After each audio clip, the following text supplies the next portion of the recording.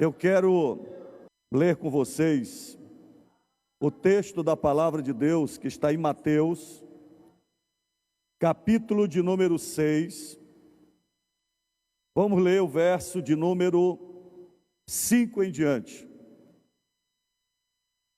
Texto muito conhecido da palavra de Deus. Mas nós estamos nesse clima de festa dos 92 anos da Assembleia de Deus em Marituba, dos 110 anos da nossa igreja mãe em Belém do Pará, do Brasil e, por que não dizer, do mundo, porque a história começa em Belém e começa no Pará. Lá começou em 18 de junho de 1911. Aqui começa no dia 17 de maio de 1929. Vejam como a igreja era uma igreja viva, ativa, crescente. E em menos de 20 anos, todo o Brasil praticamente já estava coberto com a palavra de Deus. E eu quero hoje meditar dentro desse contexto do nosso tema, guiados pela Bíblia e pelo Espírito Santo. Mateus capítulo 6, verso 5 em diante, diz assim: E quando orarem, não sejam como os hipócritas, que gostam de orar em pé nas sinagogas e nos cantos das praças, para serem vistos pelos outros. Em verdade lhes digo que eles já receberam a sua recompensa.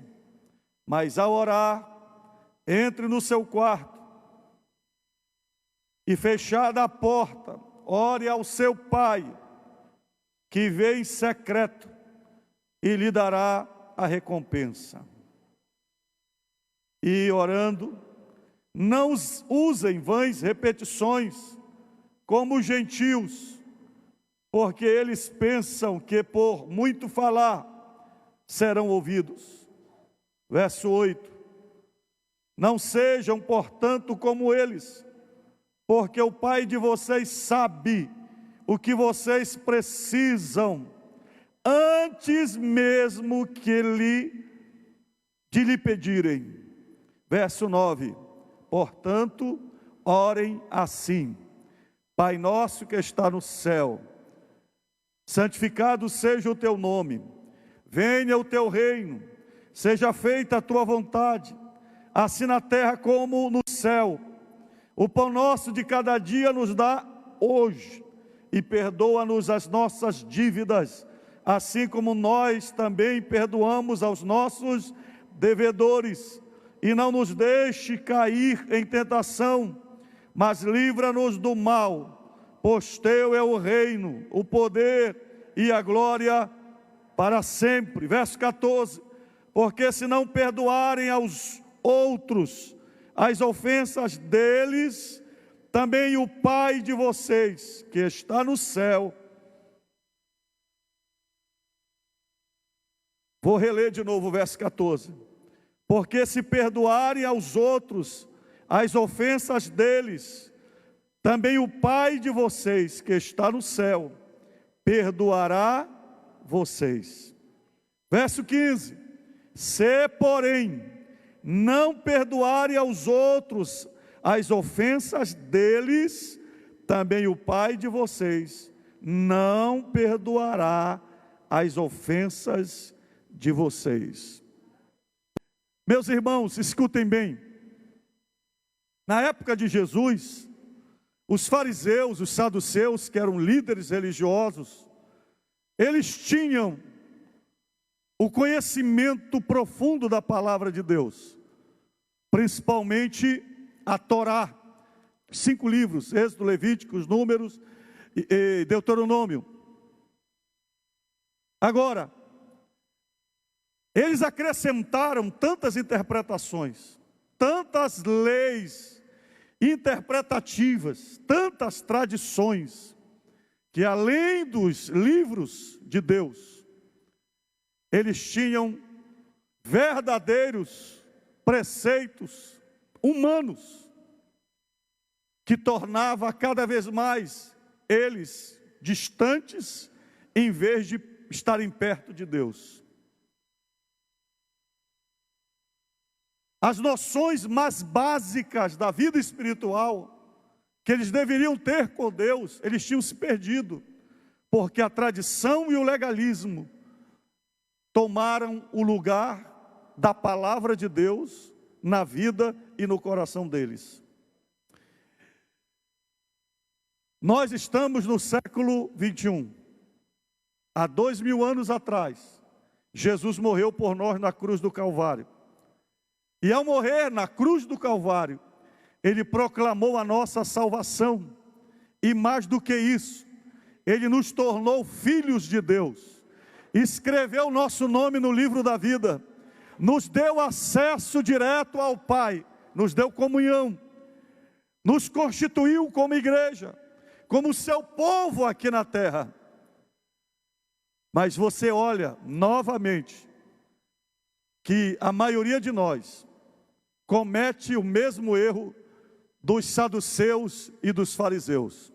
Hoje, nós temos compêndios teológicos, nós temos valores teológicos que muitas vezes estão completamente desassociados da palavra de Deus.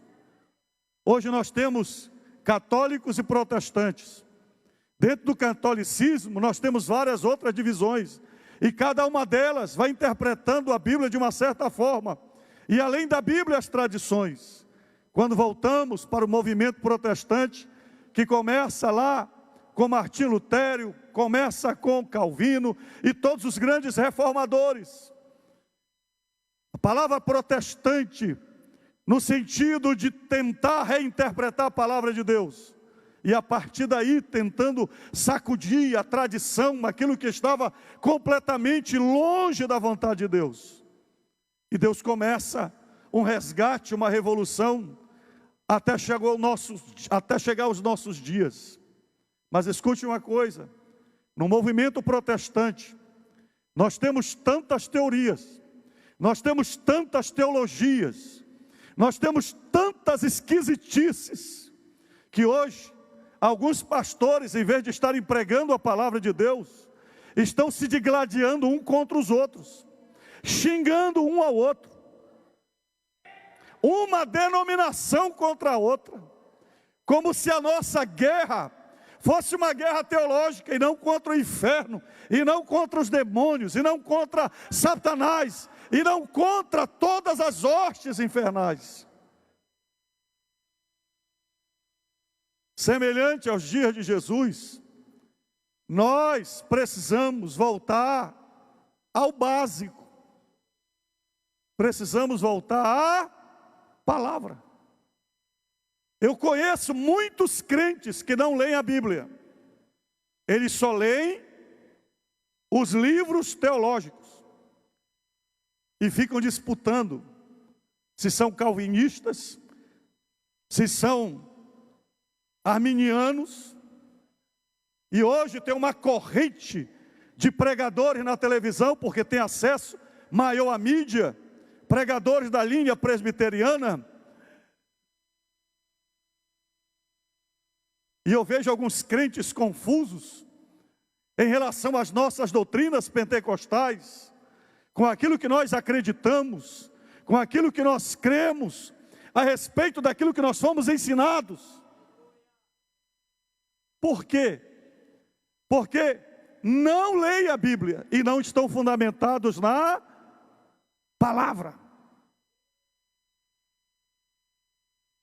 Porque o correto para nós seria, quando alguém falasse alguma coisa, nós deveríamos correr para a Bíblia, que é o nosso manual. Por isso, nós estamos na campanha da Bíblia, de leitura da Bíblia. Eu estou com vocês aqui, vou para os 8 anos de pastorado. E nesses 8 anos, eu tenho incentivado vocês a lerem a Bíblia.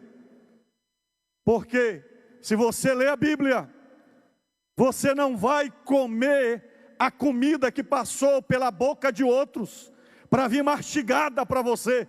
Você vai mastigar por você mesmo o pão que é a palavra de Deus ao teu coração. Escute uma coisa, a palavra que eu estou pregando aqui já é uma palavra que eu comi, é uma palavra que eu mastiguei, é uma palavra que eu meditei e é a palavra que eu estou trazendo para vocês. Se você se conformar somente com esta palavra e você mesmo não for ao livro, mergulhar nas verdades eternas de Deus, você vai ficar sempre na superficialidade. Por quê? Porque a palavra de Deus é o único livro cujo autor está sempre presente, que é o Espírito Santo de Deus.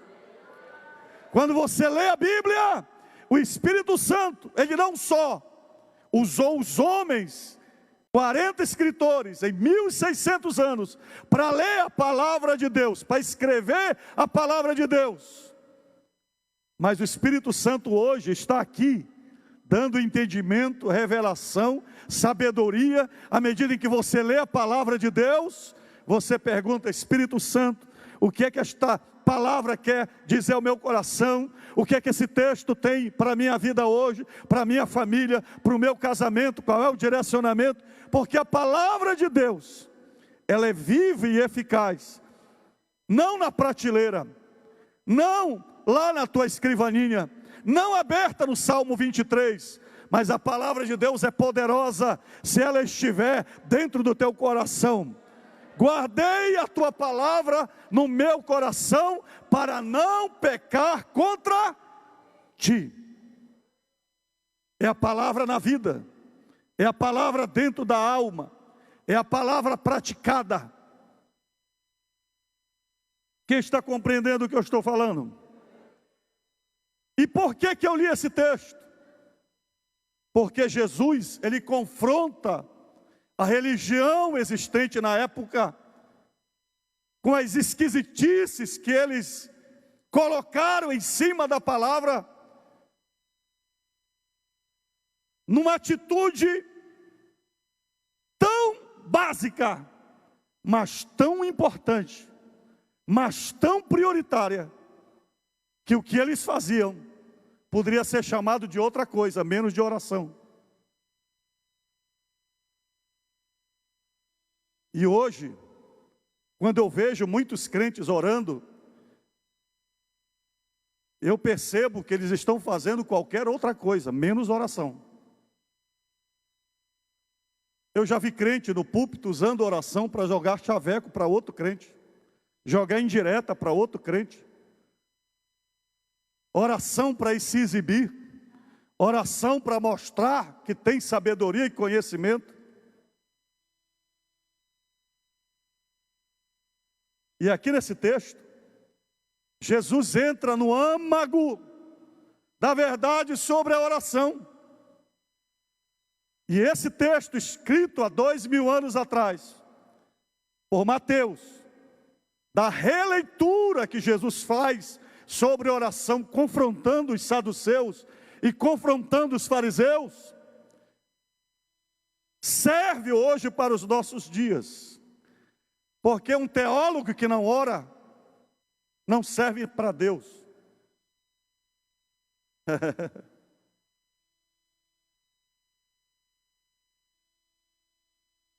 Porque a base de qualquer coisa é você vir para Deus, é você estar perto de Deus. A base da oração é que você esteja íntimo, em comunhão com Deus. Se o que você está fazendo e chamando de oração te dá cansaço, fadiga, te dá desprazer de fazer, isso pode ser qualquer outra coisa, menos oração. Oração como castigo. O menino fez alguma coisa errada, você vai ficar lá de castigo orando 30 minutos.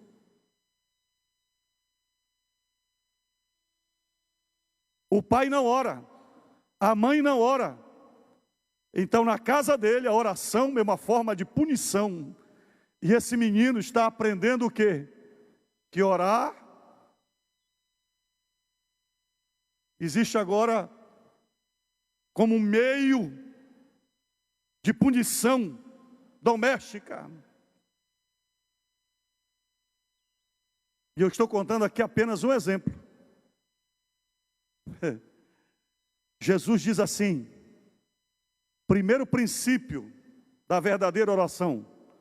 Aqui Jesus fala de vários princípios. Número 1, você quer orar corretamente? Você quer rasgar todas essas teologias fraudulentas sobre a oração? Então Jesus diz que a oração não pode ser praticada por um hipócrita. O que é hipocrisia? É máscara. O que é máscara? É aquilo que você usa para esconder a tua verdadeira identidade. É a mesma máscara do carnaval. A pessoa vai mascarada para cometer determinadas atitudes que sem ele, sem máscara, ele não fazia, não faria.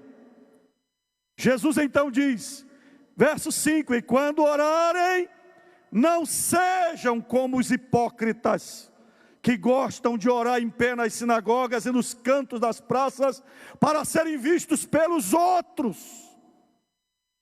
Aqui a oração é um instrumento religioso para mascarar aquele indivíduo que passa a semana toda em pecado, mentindo, vivendo uma vida miserável, mas quando chega na igreja, na reunião do coral, quando chega no culto particular, ele usa a oração, aqueles vocábulos, ó Deus soberano, maravilhoso, infinito. E alguém olha para a oração dele e diz, esse cara é poderoso, eu quero orar como ele, eu quero ser como ele. Mas a mulher dele, o filho dele, o vizinho dele, diz, isso é máscara.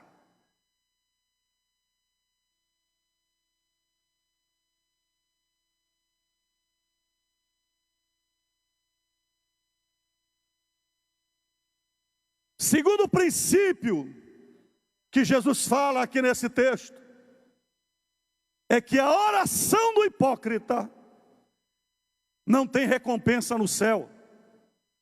A oração do hipócrita já tem uma recompensa terrena. Jesus diz assim, em verdade lhes digo, que eles já receberam a sua recompensa. Qual é a recompensa do hipócrita? É a recompensa da bajulação, é a recompensa do juízo, de ele imaginar que enganou a Deus, porque enganou as pessoas.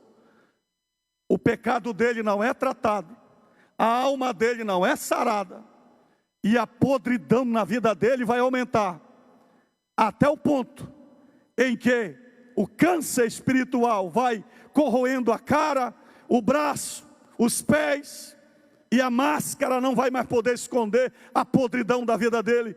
E então, diz o texto, ele vai receber a sua recompensa aqui na própria terra. E quando alguém diz assim, olha aquele irmão abençoado, caiu. Aquele irmão que tinha aquela oração poderosa, caiu. Ninguém cai assim, irmão.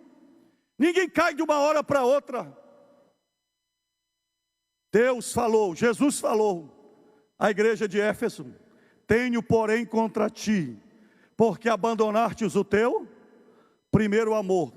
O primeiro amor, ele é percebido não por mim, nem por você. O primeiro amor é percebido a ausência e a falta pelo próprio Deus. A chama não é mais a mesma, a pureza não é mais a mesma, a procura não é mais a mesma, o desejo de adorar não é mais o mesmo. E o hipócrita, ele pode enganar muita gente por muito tempo, mas ele não engana a Deus. Terceiro princípio que Jesus fala sobre a oração, é que a oração requer uma responsabilidade pessoal. Coloque a mão no seu peito e diga: orar é uma responsabilidade pessoal. Assim como você come para que o alimento dê nutriente para o seu corpo, assim como você precisa de horário para comer ao meio-dia, ou um horário para jantar, senão você tem úlceras, senão você adquire um monte de doenças, porque você precisa de disciplina, de horário certo, para o nutriente vir para o teu corpo. Jesus diz que a oração é o alimento da minha alma, é o alimento do meu espírito. A minha vida espiritual só é alimentada pela presença de Deus. E olha o que diz o texto: mas ao orar, entre no seu quarto, e fechada a porta. Por que você não ora? Ah, pastor, eu não oro porque eu ainda não tenho manual de oração. Ah, pastor, eu não oro porque eu nunca participei de um estudo de oração. Conversa fiada. Pastor, ninguém me convida para orar. Escute uma coisa: o discipulado é muito bom, mas o discipulado ele tem que ter um propósito. Igual como o bebezinho que cresce se torna criança, a criança se torna adolescente, o adolescente se torna jovem e o jovem se torna adulto. E como adulto, ele tem os seus horários. Ele cuida da sua vida, da sua família, constitui, gera outros filhos. Jesus está dizendo que a oração e a minha responsabilidade com Deus é minha maior prova de maturidade espiritual. Para de pedir que os outros orem por você. Jesus está dizendo: desliga o teu WhatsApp, desliga o teu Facebook, desliga a tua televisão, te desliga de conversa fiada, fecha a porta para o mundo, fecha a porta, fecha a porta, só depende de você. Esse ato de fechar a porta é você ser responsável pela sua própria vida espiritual. Para de dizer que é o diabo que te deixa fraco, que é o irmão que não te deixa ser mais espiritual. Para de colocar a culpa no teu pai, na tua mãe. Deus está dizendo: é sua responsabilidade. Fecha a porta do teu quarto e ora. Nós temos dois altares. Nós temos o altar privado, o altar pessoal, da intimidade com Deus, e nós temos o altar público. É o altar onde eu ministro, onde eu exerço meus dons, onde eu prego. Mas esse altar aqui, para eu estar aqui, falando em nome de Deus, pregando a palavra de Deus, depende do tempo que eu fecho a minha porta e falo com Deus. Porque se você não tem tempo com Deus, se você não busca a Deus, se você não ouve a voz de Deus, se você não ouve os conselhos de Deus, o que é que você vai pregar? O que é que você vai ensaiar? O que é que você vai louvar? O que é que você vai dizer?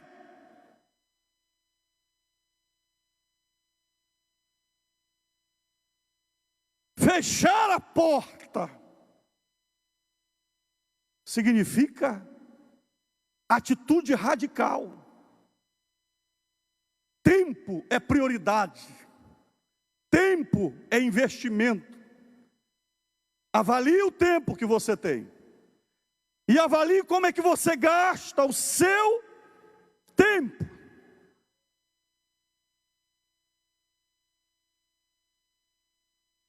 Avalie se a maior parte do seu tempo, Jesus diz, e fechada a porta, ore ao seu Pai. em secreto, em secreto, em secreto, em secreto.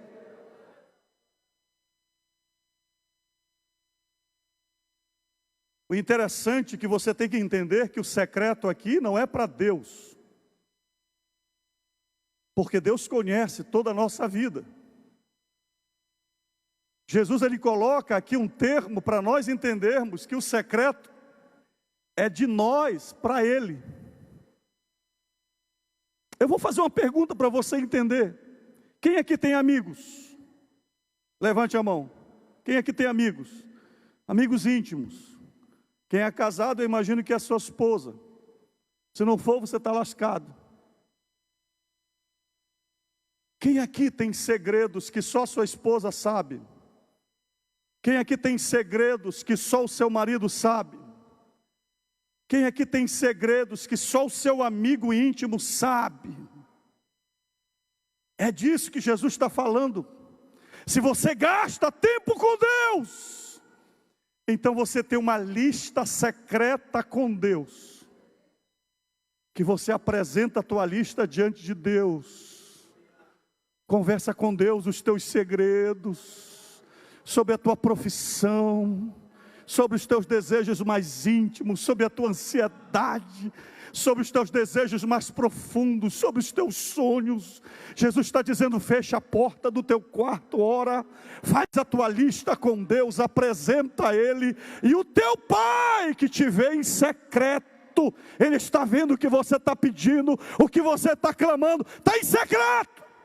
O Enoque não sabe, o ministério não sabe, ninguém sabe.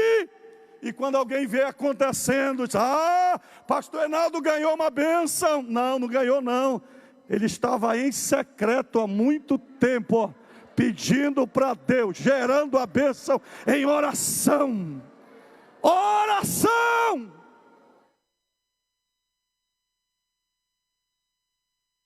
Tudo que Deus faz na terra, escute bem, tudo que Deus faz na terra, Deus faz em resposta à oração. Porque Deus no princípio criou ao homem e deu a ele autoridade sobre a terra, o governo sobre a terra, sobre a sua família, para ele liderar e comandar. E quando você ora a Deus,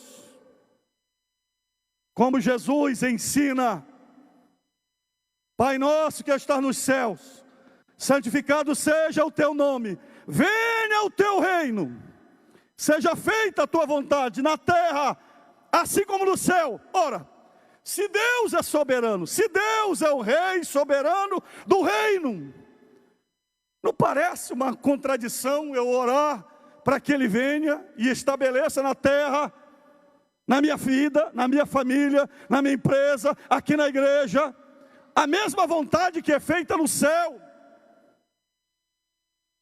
Para você entender isso, você tem que entender que Deus deu ao homem na terra o governo sobre a sua vida, sobre a sua família.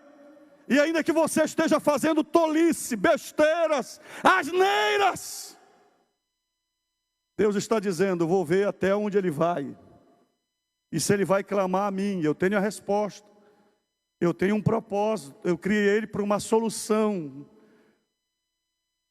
Mas Deus está esperando que você feche a porta e em secreto você ore a Ele e diga: Senhor, eu me rendo a Ti, eu me prostro a Ti, eu acredito no Teu chamado. E o texto diz: e o seu Pai que vê em secreto lhe dará a recompensa. A oração é tão poderosa que Jesus diz que as bênçãos não são geradas aqui na terra. As bênçãos de Deus não são geradas lá na tua casa. As bênçãos de Deus não são geradas na tua empresa. Lá é onde elas são lançadas. As bênçãos de Deus não são geradas na tua repartição. Onde são geradas as bênçãos de Deus na tua vida? Aonde? No céu.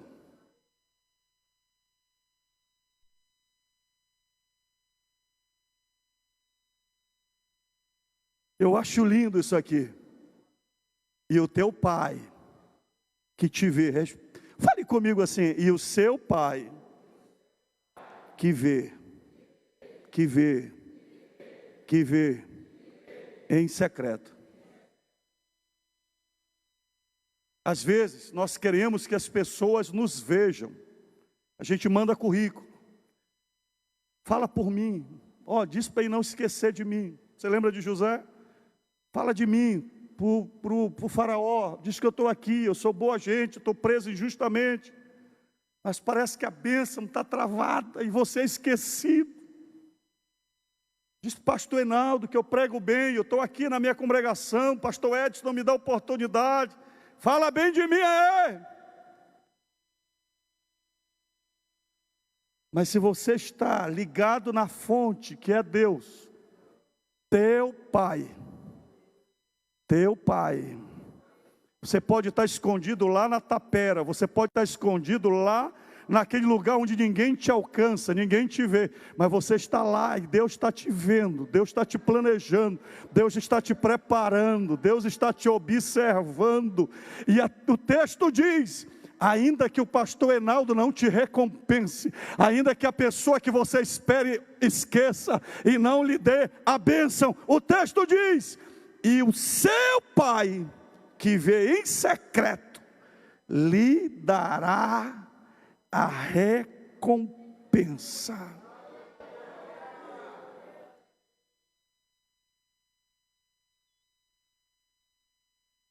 Fique em pé em nome do Senhor Jesus.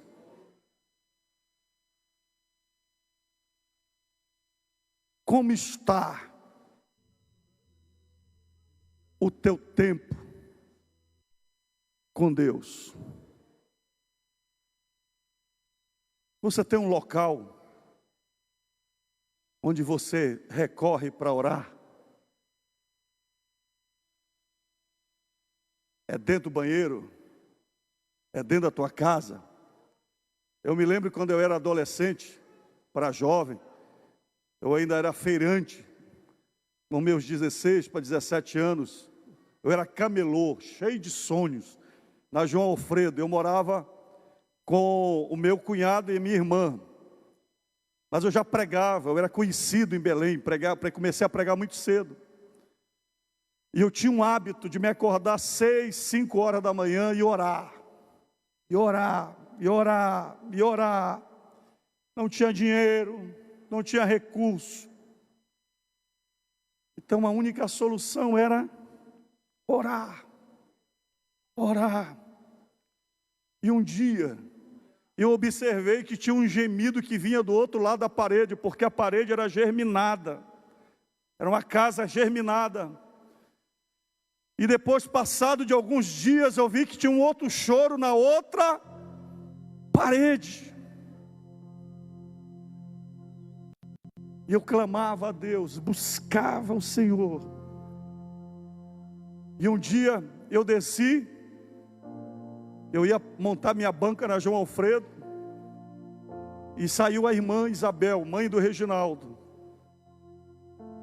Ela disse: pastor, na época não era pastor, disse: Enaldo, eu comecei a orar de um modo diferente, porque antes eu dependia que as outras pessoas orassem para que eu orasse. Mas eu comecei a ver você orando baixinho, eu escutava do outro lado da parede. E agora está amanhecendo, há um desejo no meu coração para buscar a presença de Deus. E eu estou buscando a Deus, eu estou orando ao Senhor. Eu me lembro quando eu tinha 12 anos de idade, tinha uma irmã no Guamá, chamada irmã Chaguinha. Ela foi passar um período de férias conosco lá em Augusto Correia. E sem falar nada para ninguém, A irmã Chaguinha, ela tinha um hábito, se acordava às 5 horas da manhã. Imagine o interior, a gente deitado na rede. E ela se acordava cedo, sozinha. E ela dobrava o joelho no chão batido, porque não tinha lajota, era chão mesmo. A gente morava em casa de barro no interior, casa de cavaco. É assim que eu tenho a minha infância. E a irmã Chaguinha começava a orar, numa conversa com Deus, dizendo: Senhor, quem está aqui é a Chaguinha na tua presença.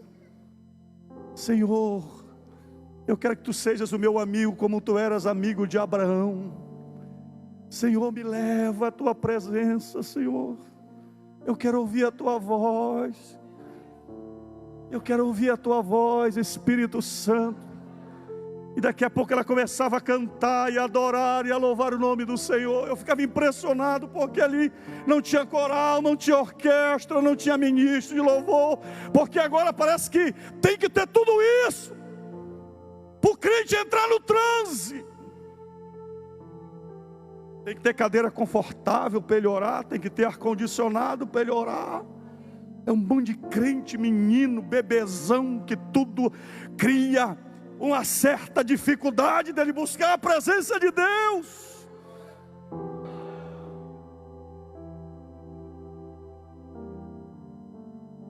E quando ela começava a adorar de um por um, iam saindo da rede, dobrando o joelho ao lado da irmã Chaguinha, sem ela chamar, sem ela pedir. E quase todas as manhãs terminávamos com os nossos irmãos, eu com 12, 13 anos, meu pai, minha mãe, quem estivesse na casa, ao lado da irmã Chaguinha, orando e adorando a presença de Deus. Ai, irmãos, nós estamos vivendo um mundo de muita teologia, de muita discussão teológica. Nós estamos discutindo se é em Jerusalém, se é em Samaria. Queremos discutir o calvinismo, o arminianismo, se é assim, se é assado. Jesus está dizendo: volte para o básico. Feche a porta do teu quarto e começa a ser crente dentro da tua casa.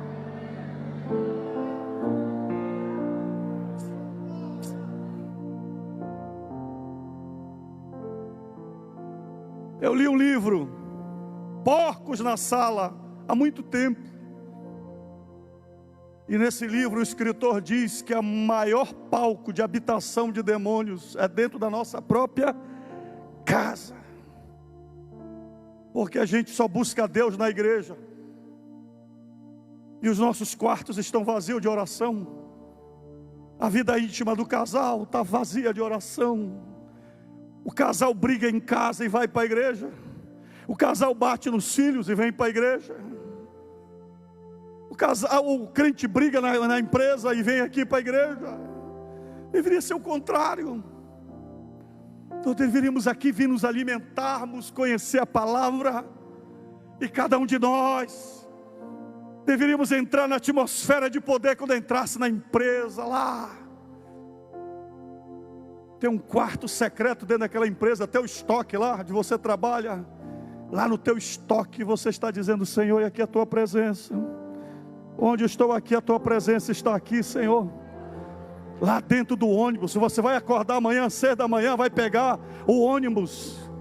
Antes de você ir no ônibus discutindo política, preocupado com ladrão, discutindo se é A, se é B, se é C, você lá dentro daquela cadeirinha do ônibus, às vezes engarrafa o trânsito, e você murmura, e você fala mal, e você xinga da vida. Experimenta amanhã transformar aquela cadeira daquele ônibus no teu quarto secreto.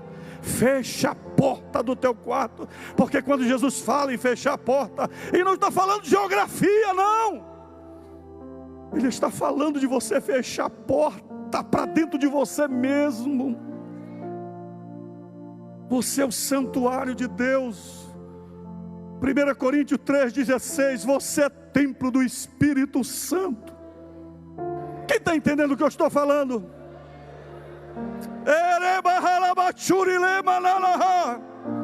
Guiados pela Bíblia e pelo Espírito Santo.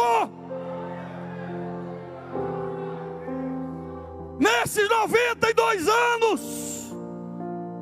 Não espere um cantor para trazer avivamento para a tua família. Não espere um pregador para trazer a unção ungida e jogar sobre você, não. Ela vem se você fechar a porta do teu quarto. A unção vai vir, a recompensa que você vê e você quer, teu Pai vai te dar em secreto. Deus vai curar as ansiedades do teu coração, vai dar a resposta que você precisa, a dores que você está sentindo. Ele é o Jeová chamar, o Senhor que está presente. Ele é o Jeová Tsidkenu, Senhor, nossa justiça. Tranca a porta do teu quarto e pede a justiça de Deus. Ele é o Jeová Shalom, o Senhor que dá paz. Diga: Senhor, eu quero o teu fogo na minha vida, a tua presença na minha vida. Eu não quero depender de ninguém, eu quero depender do Senhor. Eu quero pular na tua presença. Sabe o que vai acontecer? Vão te chamar de doido, porque está tudo frio em volta, ninguém está dando glória a Deus, aleluia. Mas você está aqui no quarto secreto adorando a Deus. Você já viu crente que está, parece que desantenado do ambiente? Cantor está cantando errado, a nota está atravessada, a mensagem do pregador está fria, mas o crente está aqui adorando, adorando, adorando, adorando, adorando, adorando. Porque não existe culto frio, existe crente frio. Porque você é o culto para Deus, você é a presença de Deus na tua vida, no teu coração, na tua alma, queimando.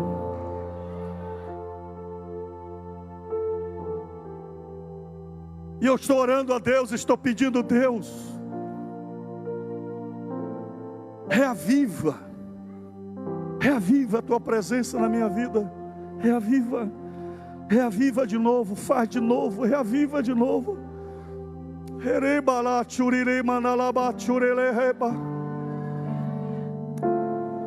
Mesmo de longe, onde você está, coloque a mão assim no teu peito.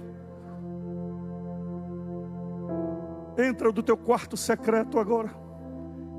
Eu queria que você orasse por um minuto na presença de Deus. Pede perdão pela tua negligência na oração. Pede perdão por você depender tanto de outras pessoas.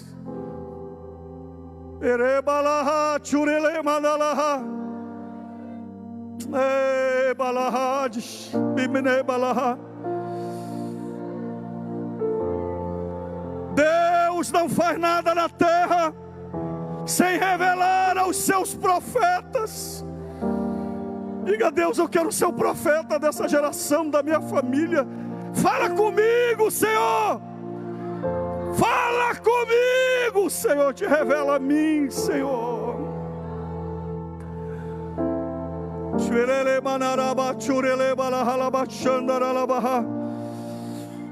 Pai, nós estamos na tua presença, Senhor. Nos ajuganta na fé, Senhor.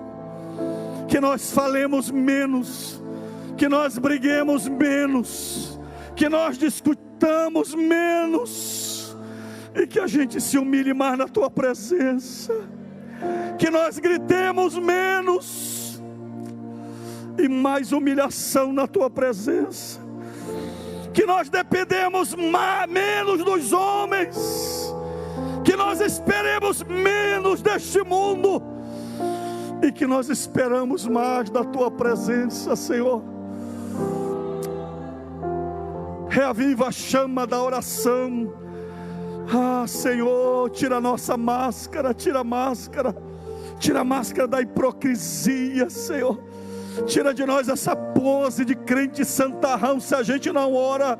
Tira de nós essa face julgadora, preconceituosa, se nós nem mesmo buscamos a tua presença, e choramos na tua presença, e clamamos diante da tua presença, pelos nossos filhos, pelas esposas, pelos cônjuges, pela nossa cidade, Senhor. Senhor, tem misericórdia de nós, porque se a igreja dependesse das nossas orações, Se as tuas bênçãos nesta terra dependessem das minhas orações, como seria, Senhor? Como seria, Senhor? Timanabia nachu e meleba hachu e seiba. Hey manala churikandala bahala baha.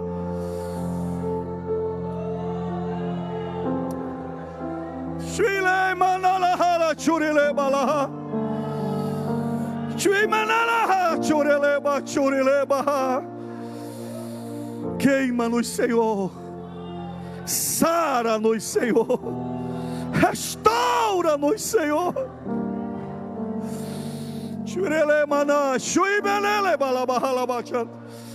Receba o batismo com o Espírito Santo. Receba a unção de Deus na tua vida. Receba a presença real de Deus na tua vida. Receba a renovação dos dons espirituais na tua vida. Eu profetizo que Deus está iniciando um fogo no teu lar, na tua casa, através de você. Um avivamento dentro da tua casa.